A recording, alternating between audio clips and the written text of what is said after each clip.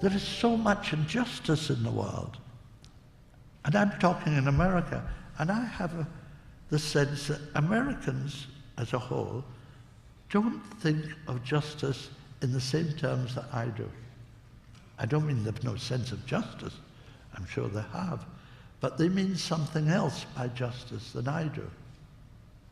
Why do you have so many lawyers in this country? Do you need all of those lawyers to have justice? You think you do. Everybody has a dozen lawyers, if not now at this moment. If you had to have them, you would have them. They're there. There are millions of lawyers in this country. It's very rich pickings, so that's one of the main reasons, because men can do other things. But it's to do with your sense of justice. Now, your sense of justice, it seems to me, is not the same as mine. Mine is a sense of social justice, and yours is a sense of legal justice. Somebody drops a brick on your foot, by mistake, of course. He didn't just mean to do it, but you were walking along the pavement one day. Pavement, you call it a pavement? You were walking along the pavement, and there was a man on a stepladder up high who was taking out bricks and putting up bricks. And as you passed, while he was up looking up there, one of his bricks dropped on your foot. And immediately you call on your lawyers. You have at least half a dozen lawyers you know about. Many more you don't need to know about. You can look them up in yellow pages. And you sue that man for dropping a brick on your foot. It was painful. Look at the bruise it caused. And for 2 or 3 days, you could hardly move your foot. It was so painful. So you sue that man, and you get justice. That's justice. In the American mind, it seems to be that is what justice is. But America and Russia and China and the states of Europe can be as greedy and selfish and rich and powerful as they are, all of them. And there could be millions of people starving to death, as there are in the world, and you can still call it justice. It's a different kind of justice.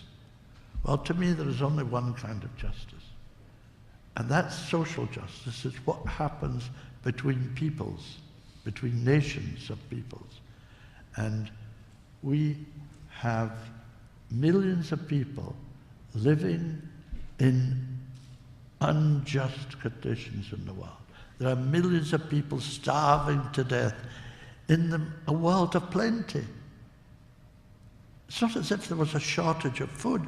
There's a huge surplus of food per capita in the world, if it were more equitably shared, distributed. Sharing is just distributing it more sanely, more humanly.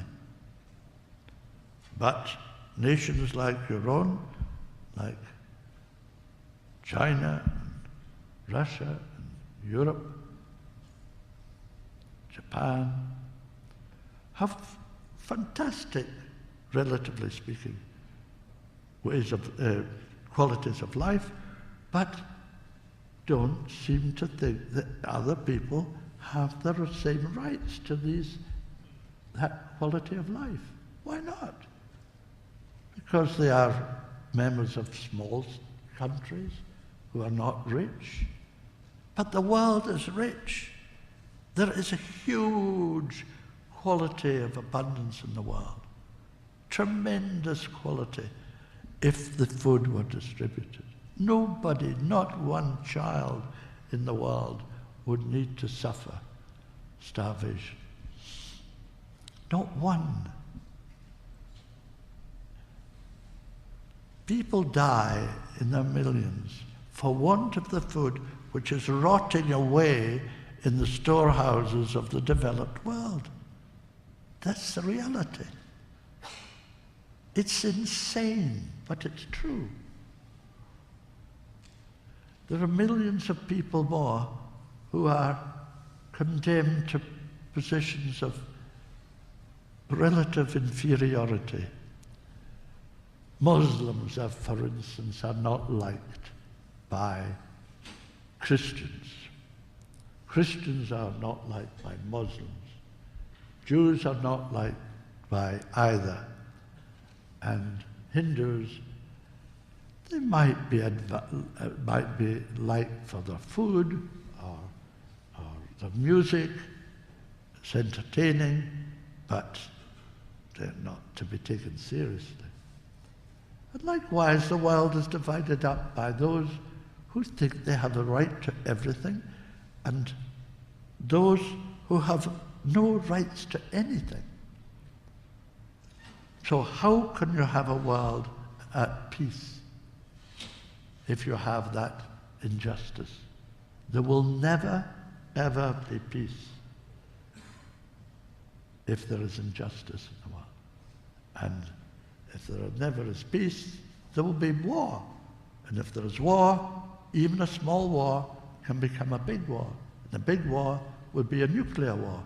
And a nuclear war would destroy all life on planet Earth. That's the reality.